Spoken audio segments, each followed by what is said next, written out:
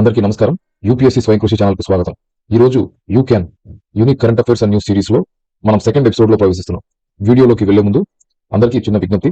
ఈ వీడియో చూసే క్రమంలో ఏ పాయింట్ ఆఫ్ టైంలో అయినా మేము పడ్డ కష్టం, మేము పడ్డ శ్రమ మీకు నచ్చినట్టయితే మీరు టోకెన్ ఆఫ్ అప్రిసియేషన్ గా ఈ ఛానల్ ని సబ్స్క్రైబ్ చేసుకోండి, ఈ వీడియోని లైక్ చేయండి, అలాగే ఈ వీడియోని మీ ఫ్రెండ్స్ అండ్ ఫ్యామిలీ మెంబర్స్ కి షేర్ చేయండి, అలాగే తోటి యూపీఎస్సీ ఏబిపిఎస్సీ ఆస్పిరెంట్స్ కి షేర్ చేయండి, మా ఛానల్ ని సపోర్ట్ చేయండి. Thank you. ఈ రోజు డిస్కషన్ లోకి వెళ్లే ముందు ఒక క్వశ్చన్ మనం డిస్కస్ చేద్దాం. Who coined the term quit India movement? దీనికి సంబంధించిన options: A Mahatma Gandhi, B Lala Lajpat Rai, C Yusuf Meher Ali, D Subhash Chandrabose. Correct answer ని మనం వీడియో చివరిలో తెలుసుకున్నాం. ఇక వివరాల్లోకి వెళ్తే, Shravan Kumar award for geriatric care.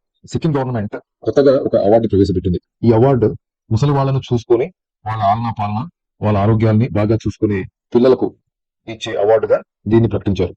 దీన్ని శ్రవణ్ కుమార్ అవార్డుగా నామకరణం చేశారు. ఈ శ్రవణ్ కుమార్ అవార్డు యొక్క ముఖ్య ఉద్దేశము వృద్ధాప్యంలో ఉన్న తల్లిదండ్రుల్ని బాగా చూసుకునే పిల్లల్ని ప్రోత్సహించడం.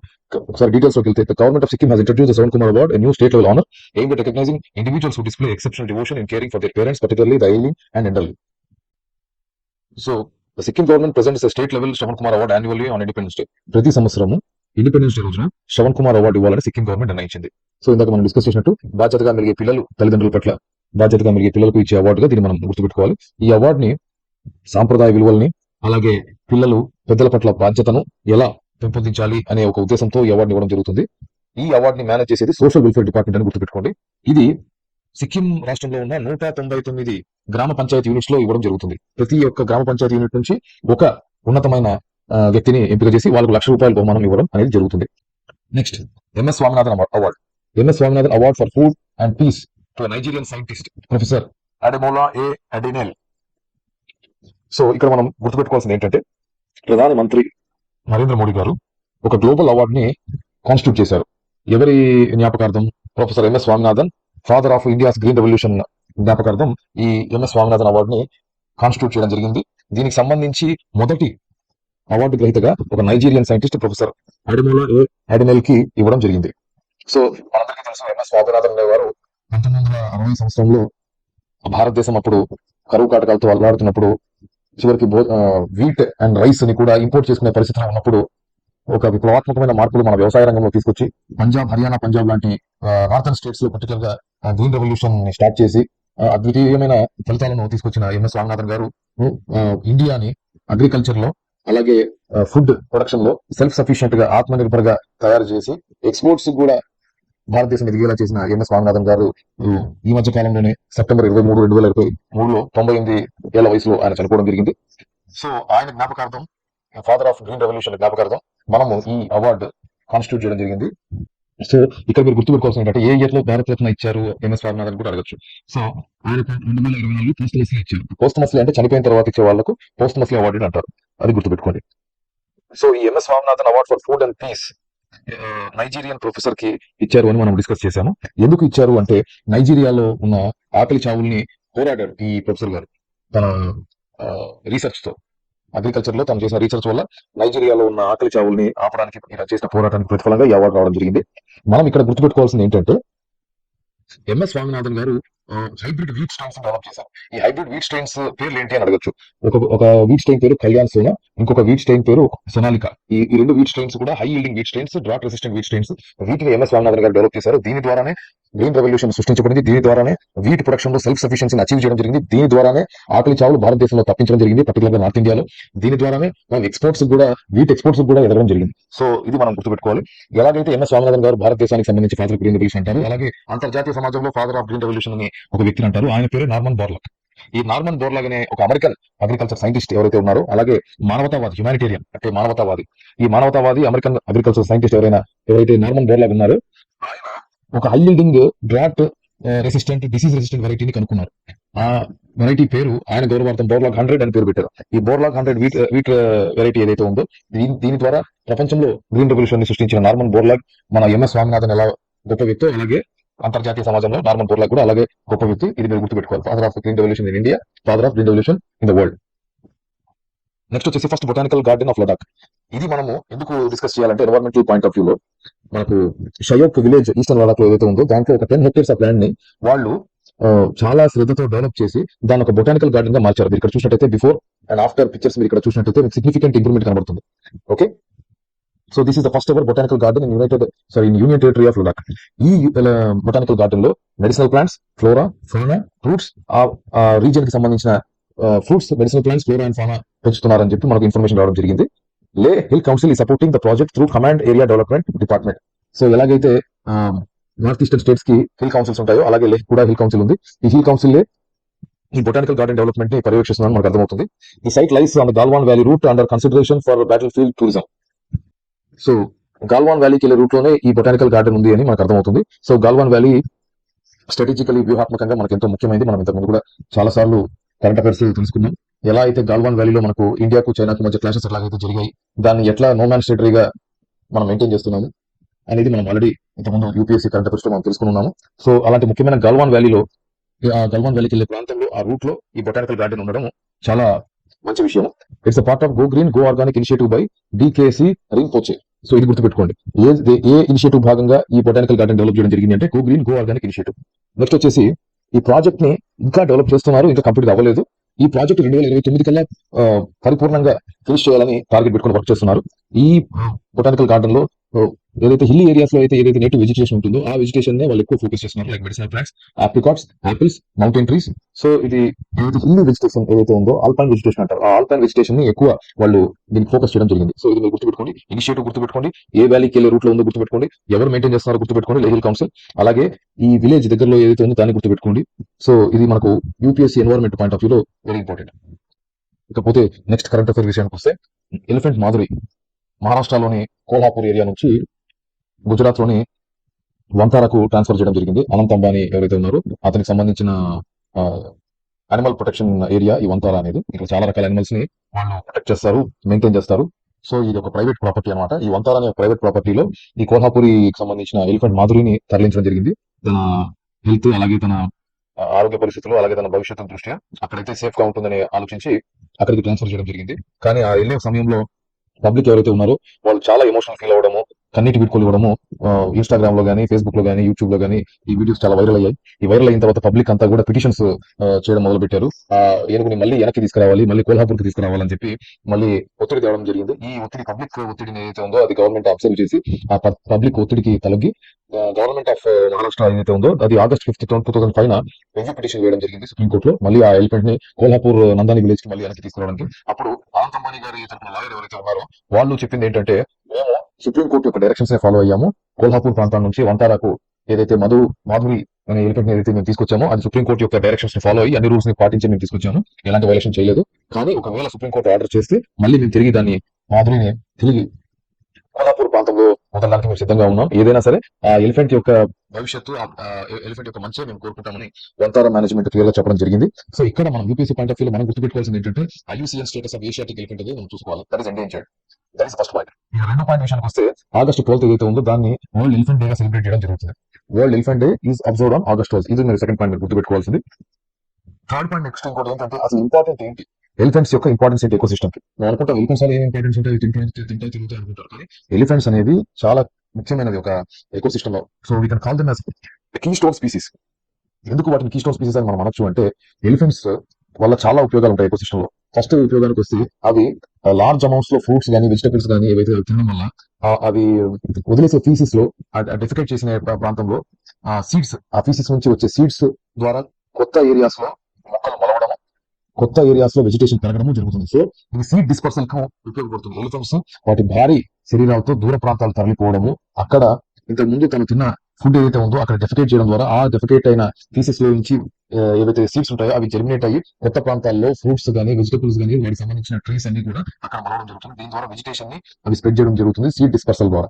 ఇక రెండో విషయానికి వస్తే థిక్ అడవులు, ఏదైతే దట్టమైన కారణ్యాలు, కాకులు తీరని కారడవులు అంటారు. సో అట్లాంటి దట్టమైన అడవుల్లో ఈ మామూలు జంతువులు ప్రవేశించలేవు, కానీ ఈ ఎలిఫెంట్స్ వాటి షియర్ ఫోర్స్ తో, షియర్ ప్రెషర్ తో ఆ చెట్లు ఏవైతే ఉంటాయో ఆ చెట్లని పక్కకు తోసుకుంటూ వెళ్ళడం ద్వారా ఆ దట్టమైన అడవుల్లో సైతం ఒక పాత్ అనేది, నేచురల్ పాత్ అనేది ఒకటి డెవలప్ అవుతుంది. అది మిగిలిన జంతువులు కానీ అలాగే వేరే ఒకవేళ మనుషులే మనం ఆ పాత్ గుండా వెళ్ళడానికి పనికొస్తుంది. సో ఒక రకంగా అడవిలో ఒక పాత్ ని క్రియేట్ చేయడానికి నేచురల్ గా ఎలిఫెంట్స్ అనేవి ఉపయోగపడతాయి.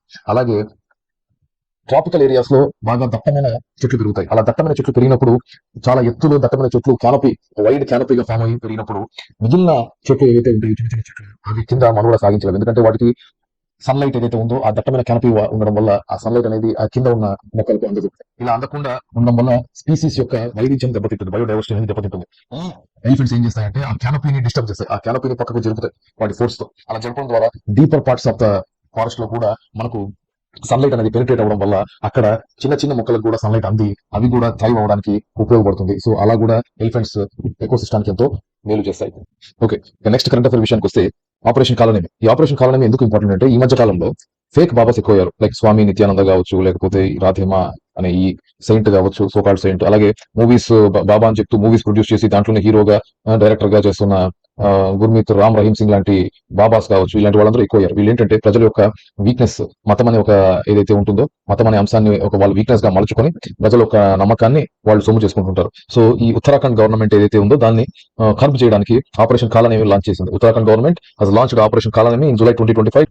మతం అనేది చాలా సెన్సిటివ్ సబ్జెక్ట్. అలాంటి ఒక మతాన్ని ప్రజల్ని మోసం చేయడానికి, ఆ మోసం చేయడం ద్వారా డబ్బు సంపాదించడానికి వాడుతున్న ఇట్లాంటి ఫేక్ సైన్స్ ని క్రాక్ డౌన్ చేయడం కోసం Uttarakhand government operation Kalanemi start చేసింది. సో ఇక్కడ మనం తెలుసుకోవాల్సింది ఏంటి అంటే this operation AIIMS to protect the public from fraud and maintain religious harmony. మతం పేరుతో జరిగే ఫ్రాడ్స్ అరికట్టడానికి ఈ ఆపరేషన్ కాలనేమి స్టార్ట్ చేయడం జరిగింది. The name Kalanemi is derived from a demon in Hindu mythology who disguised himself as a saint. So ఈ కాలనేమి అనేది ఒక హిందూ మైథాలజీలో కాలనేమి అనే రాక్షసుడి నుంచి డిరైవ్ చేయడం జరిగిందని చెప్పి మనకు తెలుస్తుంది. సో ఇక్కడ చూసినట్టయితే Karl Marx said long back in history that religion is opium of masses.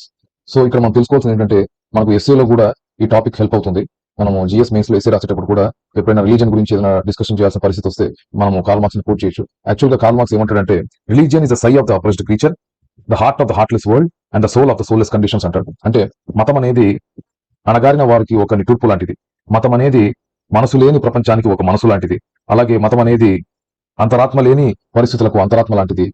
Religion is opium of masses అంటే మతం అనేది సమాజంలో ఉన్న ప్రజలకు ఒక మత్తుమందు లాంటిది అని కార్ల్ మార్క్స్ చెప్తాడు. సో ఇక్కడ ఏంటంటే మనం గుర్తుపెట్టుకోవాల్సింది మతాన్ని మనం పాటించాలి, మతాన్ని మనం గౌరవించాలి, కానీ ఎప్పుడు కూడా రేషనాలిటీని అలాగే ఆబ్జెక్టివిటీని మనం మిస్ అవ్వకూడదు. ఇది మనం క్యారీ ఫార్వర్డ్ చేయాల్సిన మెసేజ్. మనం మతాన్ని నమ్మాలి, మతాన్ని గౌరవించాలి, మతాన్ని పాటించాలి, కానీ సైంటిఫిక్ టెంపర్ ని, రేషనాలిటీని అంటే ఏదైతే విచక్షణ, ఏదైతే హేతుబద్ధత, ఏది కరెక్ట్ ఏది రాంగ్ అనే హేతుబద్ధత ఏదైతే ఉందో దాన్ని మనం మర్చిపోకూడదు.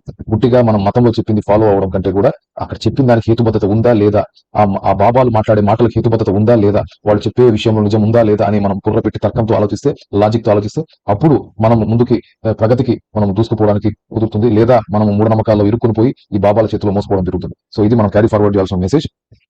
సో నెక్స్ట్ కరెంట్ అఫైర్ విషయానికి వస్తే India's first frozen zoo. India's first frozen zoo వచ్చి పద్మజా నాయుడు హిమాలయన్ జూలాజికల్ పార్క్ లో స్టార్ట్ చేయడం జరిగింది. దీన్నే bio bank or genetic cryo bank అంటారు. దీని లొకేషన్ వచ్చేసి డార్జిలింగ్, వెస్ట్ బెంగాల్ స్టేట్ లో డార్జిలింగ్ లో లొకేట్ అయింది. ముఖ్య ఉద్దేశం ఏంటి అంటే భవిష్యత్తులో ఏదన్నా అనిమల్స్ కి సంబంధించి మనము జీనోమ్ వెరైటీస్ ని స్టోర్ చేయడము, ఆ భవిష్యత్తులో అనిమల్స్ అంతరించిపోకుండా వాటి జీనోమ్ ని కనుక మనం స్టోర్ చేసి పెట్టినట్టయితే భవిష్యత్తులో మళ్ళీ వాటిని రీప్రొడ్యూస్ చేయడానికి మనకు హెల్ప్ అవుతుంది. ఆ ఉద్దేశంతో ఈ ఫ్రోజన్ జూ ని తయారు చేయడం జరిగింది. వీటిలో ఏం చేస్తారంటే ఒక అనిమల్, ఫర్ ఎగ్జాంపుల్ లయన్ ఉందనుకోండి, ఆ లయన్ దగ్గర నుంచి మేల్ లైన్ దగ్గర నుంచి సీమెన్ ని, ఫీమేల్ లైన్ దగ్గర నుంచి ఎగ్ ని కలెక్ట్ చేసుకొని వాటిని -196 డిగ్రీ సెంటిగ్రేడ్ దగ్గర centre for cellular and molecular biology Hyderabad ఏదైతే ఉందో ఆ ఇన్స్టిట్యూట్ యొక్క సహకారంతో లిక్విడ్ నైట్రోజన్ లో వీళ్ళు ఫ్రీజ్ చేయడం జరుగుతుంది. ఈ లిక్విడ్ నైట్రోజన్ లో వీళ్ళు ఫ్రీజ్ చేయడం ద్వారా ఆ మేల్ గ్యామెట్ ఫీమేల్ గ్యామెట్ అలా ఫ్రీజ్ చేయడం ద్వారా భవిష్యత్తులో ఎప్పుడైనా మనకు అవసరమైనప్పుడు ఆ స్పీసీస్ లేదా ఆ జీనోమ్ ఉన్న స్పీసీస్ ఎప్పుడైతే ఎక్స్టెంట్ అయ్యే ప్రమాదం ఉన్నప్పుడు దీన్ని మళ్ళీ మనం ఆ ఫ్రోజన్ కండిషన్స్ నుంచి బయటకు తీసుకొచ్చి రివైవ్ చేసి మళ్ళీ వాటి ఫర్టిలైజేషన్ చేసి మళ్ళీ కొత్తగా యానిమల్స్ మనం సృష్టించవచ్చు. సో ఒక రకంగా ఆ యానిమల్స్ భవిష్యత్తులో అంతరించిపోకుండా మనం కాపాడిన వాళ్ళం అవుతాం. సో ఇక్కడ మనం గుర్తుపెట్టుకోవాల్సింది ఫస్ట్ జూ ఎక్కడ, ఫ్రోజన్ జూ ఎక్కడ వచ్చింది, డార్జిలింగ్ వెస్ట్ బెంగాల్ లోని హిమాలయన్ జూలాజికల్ పార్క్ పద్మజా నాయుడు. దీని పేరు bio bank or genetic cryo bank. దీని కొలాబరేషన్ సిసిఎంబి హైదరాబాద్. దీన్ని దేంతో స్టోర్ చేస్తే లిక్విడ్ నైట్రోజన్ -196 డిగ్రీ సెంటిగ్రేడ్. ఇది గుర్తుపెట్టుకోండి. నెక్స్ట్ కరెంట్ అఫైర్ విషయానికి వస్తే Paika rebellion. Paika rebellion is very important in UPSC point of view. మనకు యూపీఎస్సీ పాయింట్ ఆఫ్ వ్యూ లో అడిగే కొన్ని ఇంపార్టెంట్ రెబిలియన్స్ లో పైకా రెబిలియన్ కూడా ఒకటి. ఇది న్యూస్ లో ఎందుకుందంటే పైకా రెబిలియన్ సంబంధించిన రెఫరెన్సెస్ ని NCERT class history text book నుంచి తొలగించారని చెప్పి ఒరిస్సా సీఎం ఖండించడం జరిగింది. ఈ డిజానర్ కు సంబంధించి ఎంక్వైరీ వేసి తగు చర్యలు తీసుకుంటామని ఒరిస్సా సీఎం చెప్పడం జరిగింది. పైకా రెబిలియన్ గురించి డీటెయిల్స్ లోకి వెళ్తే ఇది లీడ్ చేసిన లీడర్ పేరు పక్షి జగద్బంధు పిడియా. ఈయన ఒరిస్సాలో ఉండేవారు. అసలు ఈ పైకాస్ ఎవరు? ఈ పైకాస్ అనే వాళ్ళు ఫుట్ సోల్జర్స్ అంటారు, పదాతి దళాలు అంటారు తెలుగులో. ఈ పైకాస్ అనే పదాతి దళాలు గజపతి రాజులు ఎవరైతే ఉన్నారో ఒరిస్సాకు సంబంధించి వాళ్ళ కింద పదాతి దళాలుగా పనిచేసే వాళ్ళు ఈ పైకాస్. సో ఇప్పుడు మనకు అశోక్ గజపతి రాజు గారు ఉన్నారు, గోవా గవర్నర్.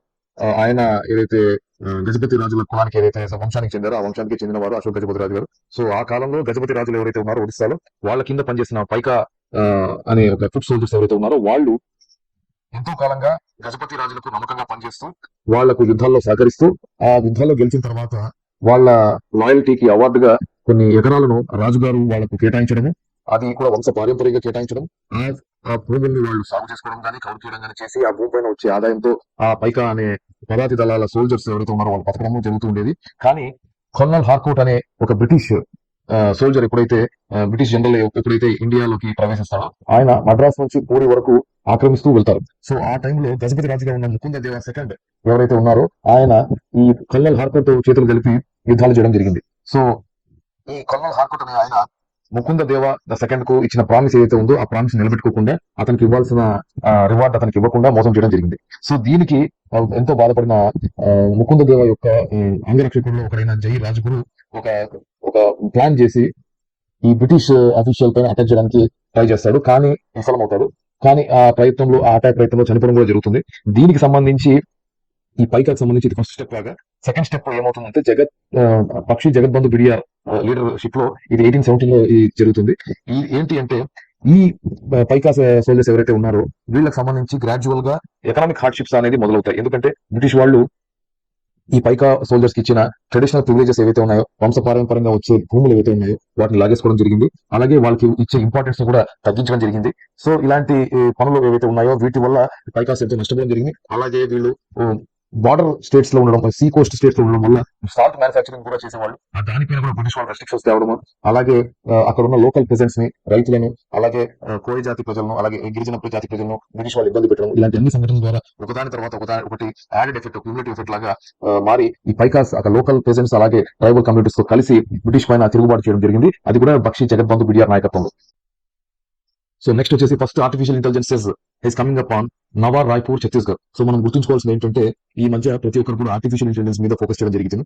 ఈ ఆర్టిఫిషియల్ ఇంటెలిజెన్స్ సంబంధించి తెలంగాణ వాళ్ళు యూనివర్సిటీ తీసుకొస్తామంటున్నారు, ఏ యూనివర్సిటీ తీసుకొస్తామంటున్నారు. అలాగే ఛత్తీస్గఢ్ లో ఉన్న గవర్నమెంట్ ఏదైతే ఉందో వాళ్ళు ఏఐకి సంబంధించి స్పెషల్ ఎకనామిక్ జోన్ సెజ్ ని నవా రాయ్పూర్ అనే ప్రాంతంలో తీసుకోవడం జరిగింది. దీనికి సంబంధించి రెస్పాన్సిబిలిటీ తీసుకుంటుంది మినిస్ట్రీ ఆఫ్ కామర్స్ అని మనం గుర్తుపెట్టుకోవాలి. సో ఈ ప్రాజెక్ట్ యొక్క ఎయిమ్ ఏంటంటే to provide cutting edge infrastructure and foster innovation in rapidly evolving field of artificial intelligence. So శాస్త్ర సాంకేతిక పరిజ్ఞానంలో అధునాతనమైన ఆవిష్కరణలను ఆర్టిఫిషియల్ ఇంటెలిజెన్స్ తో ఎలా మనం రూపొందించాలనేది ఇక్కడ artificial intelligence special economic zone లో వాళ్ళ దృష్టి పెట్టడం జరుగుతుంది.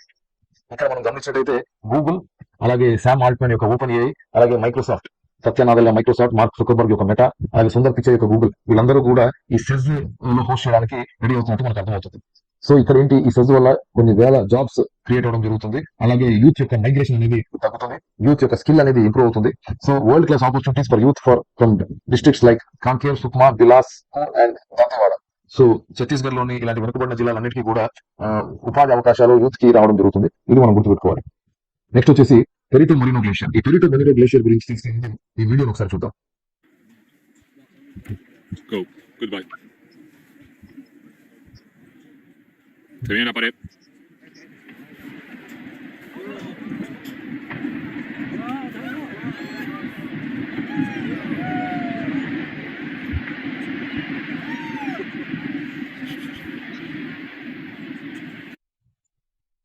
సో చూసారు కదా, ఇది మీరు చూసిన వీడియోలో ఏదైతే ఉందో అది పెరిటో మరినో గ్లేషియర్ సంబంధించిన వీడియో. ఈ వీడియోలో సందర్శకులు ఆ గ్లేషియర్ ఎప్పుడైతే బ్రేక్ డౌన్ అయ్యి ఒక చిన్న పీస్, ఆ పెద్ద గ్లేషియర్ కొన్ని థౌసండ్స్ ఆఫ్ స్క్వేర్ కిలోమీటర్స్ వెడల్పులో ఉన్న గ్లేషియర్ లో నుంచి చిన్న పీస్ ఏదైతే ఉందో అది ఊడి సముద్రంలో పడుతుందో దాన్ని ఆ మూమెంట్ క్యాప్చర్ చేయడం కోసం కొన్ని వందలాది మంది సందర్శకులు అక్కడికి వెళ్ళి నిలబడి వీడియోస్ తీస్తున్నారు. ఇది మీరు గమనించవచ్చు. ఈ ఈవెంట్ ఏమంటారంటే ఐస్ కావింగ్ అంటారు. ఈ ఐస్ కావింగ్ ఈవెంట్ ని క్యాప్చర్ చేయడానికి కొంత వందలాది మంది సందర్శకులు ప్రతిరోజు కూడా ఈ పెరిటో మరినో గ్లేషియర్ ని సందర్శించడం జరుగుతుంది. సో ఇక్కడ యూపీఎస్సీ పాయింట్ ఆఫ్ వ్యూ లో ఎందుకు ఈ పెరిటో మరినో గ్లేషియర్ ఇంపార్టెంట్ అంటే rapid deterioration and ice calving events అనేవి ఎక్కువ జరుగుతున్నాయి. ఈ గ్లేషియర్ అనేది లాస్ గ్లేషియరిస్ నేషనల్ పార్క్ లో ఉండడం జరిగింది. ఈ గ్లేషియర్ ని వైట్ జైంట్ అని కూడా అంటారు. మనం యూపీఎస్సీ పాయింట్ ఆఫ్ వ్యూ లో మనం గుర్తుపెట్టుకోవాల్సిన విషయం ఏంటంటే ఇది యునెస్కో వరల్డ్ హెరిటేజ్ సైట్. ఈ లాస్ గ్లేషియరిస్ నేషనల్ పార్క్ అనేది UNESCO world heritage site. So ఇది మనం గుర్తుపెట్టుకోవాలి. ఇక్కడ మెయిన్ ప్రాబ్లం ఏంటి అంటే ఈ ఐస్ కావింగ్ ఈవెంట్స్ ఒక సర్టెన్ లిమిట్ దాటి ఎక్కువ జరిగాయి అంటే అసలు పెరిటో మరినో గ్లేషియర్ ఉనికికే ప్రమాదం ఏర్పడుతుంది. సో దీన్ని మనం ఈ డిటోరియేషన్ కండిషన్ ని మనము ప్రివెంట్ చేయాల్సింది పోయి దాన్ని ఇంకా ఒక ఈవెంట్ లాగా అందరూ అక్కడికి చేరి వీడియోస్ రికార్డ్ చేస్తూ ఈ పర్యావరణానికి జరిగే నష్టాన్ని వాళ్ళు లైవ్ గా క్యాప్చర్ చేసి దాన్ని వాళ్ళ ఎంజాయ్మెంట్ గా, వాళ్ళ ఎంటర్టైన్మెంట్ గా దాన్ని తీసుకోవడం అనేది చాలా బాధాకరమైన విషయం. ఇక నెక్స్ట్ కంటెంట్ విషయానికి వస్తే youth spiritual summit adapts Kashi declaration. So youth spiritual summit held at Rudraksh International Convention Center in Varanasi concluded with formal adoption of Kashi Declaration, marking a significant milestone in India's journey towards drug-free society by 2047. So ఇక్కడ మనం గుర్తుపెట్టుకోవాల్సింది ఏంటంటే my Bharat framework అంటే మేరా యువ Bharat framework ఇది ఒక autonomous organisation, government of India create చేసిన ఒక అటానమస్ ఆర్గనైజేషన్. వీళ్ళు యూత్ స్పిరిచువల్ సమిట్ అనే ఒక సమిట్ ని రుద్రాక్ష ఇంటర్నేషనల్ కన్వెన్షన్ సెంటర్ లో వారణాసిలో స్టార్ట్ చేయడం జరిగింది. వీళ్ళు ఫార్మల్ గా కాశీ డిక్లరేషన్ అనే డిక్లరేషన్ ని వాళ్ళు ఫ్రేమ్ చేయడం జరిగింది. ఈ డిక్లరేషన్ యొక్క ముఖ్య ఉద్దేశం ఏంటి అంటే భారతదేశంలో ఏదైతే విస్తారంగా డ్రగ్స్ యొక్క అడిక్షన్ ఏదైతే పెరుగుతుందో దాన్ని తగ్గించడం కోసం, నివారించడం కోసం, నిర్మూలించడం కోసం వీళ్ళు ఒక డిక్లరేషన్ రెడీ చేయడం జరిగింది. దాన్ని కాశీ డిక్లరేషన్ అంటారు. దీనికి సంబంధించి ఒక ఫ్రేమ్వర్క్ వాళ్ళు రూపొందించడం జరిగింది. మనం డీటెయిల్స్ లోకి వెళ్తే sets a 5-year roadmap for de-addiction movement, reaffirms a national consensus to treat substance abuse as a multifaceted public health and societal challenge. So ఇది డ్రగ్ అడిక్షన్ అనేది ఒక హెల్త్ సంబంధించినే కాదు, సమాజపరంగా కూడా ఇది ఒక రుగ్మత అని వాళ్ళు గుర్తు చేయడం జరిగింది. ఇక్కడ మనం గమనించినట్లయితే వాళ్ళు ఎలాంటి మెకానిజం డెవలప్ చేసి చూసినట్లయితే proposes institutional mechanisms for multi ministerial coordination including the formation of joint national committee, annual progress report and a national platform for linking affected individuals to support services, integration of spiritual, cultural, education and technological efforts to prevent addiction. So ఇక్కడ మనం చూసినట్లయితే వాళ్ళు ఏ mechanism develop చేయాలనుకుంటున్నారో దాని ఉద్దేశం ఏంటంటే multi ministerial mechanism. అంటే ఈ డ్రగ్ యొక్క మెయిన్స్ మనం తీసేయాలంటే హెల్త్ డిపార్ట్మెంట్ కోఆర్డినేషన్ కావాలి, పోలీస్ డిపార్ట్మెంట్ కోఆర్డినేషన్ కావాలి, అలాగే హ్యూమన్ రిసోర్స్ మినిస్ట్రీ యొక్క కోఆర్డినేషన్ కావాలి, అలాగే ఇతర రకరకాల మినిస్ట్రీస్ ఏవైతే ఉన్నాయో వాళ్ళందరూ మినిస్ట్రీస్ యొక్క కోఆర్డినేషన్ తీసుకొని ఒక జాయింట్ నేషనల్ కమిటీగా ఫామ్ చేసి వాళ్ళు ఒక యాక్షన్ ప్లాన్ డిజైన్ చేసి దానిపైన యాక్ట్ చేసి వాళ్ళు ఒక సంవత్సరం వర్క్ చేసిన తర్వాత వాళ్ళ ప్రోగ్రెస్ ఎంతవరకు వచ్చింది అనేది యాన్యువల్ ప్రోగ్రెస్ రిపోర్టింగ్ ఫార్మాట్ లో సెంట్రల్ గవర్నమెంట్ కి సబ్మిట్ చేయడం జరుగుతుంది. దీంట్లో వాళ్ళ ముఖ్య ఉద్దేశం ఏంటంటే ఆ అడిక్షన్ నుంచి బయటేయడానికి మెడికల్ పరంగానే కాకుండా స్పిరిచువల్ పరంగా వాళ్ళకు అవేర్నెస్ క్రియేట్ చేయడం, కల్చరల్ గా, ఎమోషనల్ గా కూడా, కల్చరల్ గా, ఎడ్యుకేషనల్ గా కూడా వాళ్ళని సపోర్ట్ చేయడం, టెక్నాలజీని వాడుకొని వాళ్ళని అడిక్షన్ నుంచి బయటకు ఎలా తీసుకోవాలో దాని గురించి కూడా వర్కౌట్ చేయడం జరుగుతుంది. యూపీఎస్సీ పాయింట్ ఆఫ్ వ్యూ లో మనం గుర్తుపెట్టుకోవాల్సిన ఏంటంటే కొలంబో డిక్లరేషన్. ఈ కొలంబో డిక్లరేషన్ అనేది శ్రీలంకలో చేయడం జరిగింది. Colombo declaration is an agreement to make the Indian ocean region drug free zone. ఈ కొలంబో డిక్లరేషన్ చేసింది United nation office on drug and crime, UNODC. ఇది 2016 నవంబర్ 4వ తారీఖున చేయడం జరిగింది. మనం గుర్తుపెట్టుకోవాల్సిన విషయం ఏంటంటే కొలంబో డిక్లరేషన్ ఏ దేశంలో జరిగింది? శ్రీలంక. దేని మీద జరిగింది? Indian ocean region drug free zone గా చేయడానికి. దీన్ని చేసింది ఎవరు? United nation office of drug and crime. దీనికి సంబంధించి హెడ్ క్వార్టర్స్ ఎక్కడ ఉంది? Vienna, Austria. ఇది మనం గుర్తుపెట్టుకుంటే చాలు. ఇక మనం మొదట్లో డిస్కస్ చేసిన ఈ రోజు క్వశ్చన్ కి సంబంధించిన ఆన్సర్ వచ్చేసి iconic quit India slogan was coined by Yusuf Meher Ali in 1942. Yusuf Meher Ali గురించి మనం ముఖ్యంగా తెలుసుకోవాల్సింది ఏంటంటే ఈయన ఒక కాంగ్రెస్ సోషలిస్ట్ పార్టీ అనే ఒక పార్టీని కూడా స్థాపించడం జరిగింది. అలాగే 1928 లో బాగా ఫేమస్ అయిన సైమన్ గో బ్యాక్ అనే నినాదాన్ని ఈయన తీసుకురావడం జరిగింది. అలాగే మనం గుర్తుపెట్టుకోవాల్సిన విషయం ఏంటంటే క్విట్ ఇండియా మూవ్మెంట్ చాలా ప్రబలంగా జరుగుతున్న రోజుల్లో ఈయన అండర్ గ్రౌండ్ మూవ్మెంట్ ఏదైతే ఉందో అండర్ గ్రౌండ్ మూవ్మెంట్ కూడా ఈయన పార్టిసిపేట్ చేయడం జరిగింది. సో ఇక్కడ మనము యూసుఫ్ మెహర్ అలీతో పాటు పనిచేసిన స్వాతంత్ర సమరయోధులు ఎవరు అంటే మనకు అరుణ ఆసఫ్ అలీ గారు ఉంటారు, రామన్ లోహియా గారు ఉంటారు, అలాగే ఎంతో ప్రామినెంట్ అయిన అచ్యుత్ తట్వర్ధన్ గారు ఉంటారు. ఇలాంటి వాళ్ళందరూ కూడా యూసుఫ్ మెహర్ అలీతో పాటు స్వాతంత్ర ఉద్యమంలో పర్టికులర్ గా క్విట్ ఇండియా మూవ్మెంట్ లో పాల్గొనడం జరిగింది. సో ఇది episode 2 of unique current affairs and news YouCan series. Episode 3 తో మళ్ళీ మీ ముందుకు వస్తాం. థ్యాంక్ యూ టీమ్ యూపీఎస్సీ స్వయం కృషి. ఈ వీడియో మీకు నచ్చినట్లయితే లైక్, షేర్ మరియు సబ్స్క్రైబ్ చేయండి. అలాగే మీ ఫ్రెండ్స్ అండ్ ఫ్యామిలీ మెంబర్స్ కి యూపీఎస్సీ ఆస్పిరెంట్స్ కి షేర్ చేసి మా ఛానల్ సపోర్ట్ చేయండి.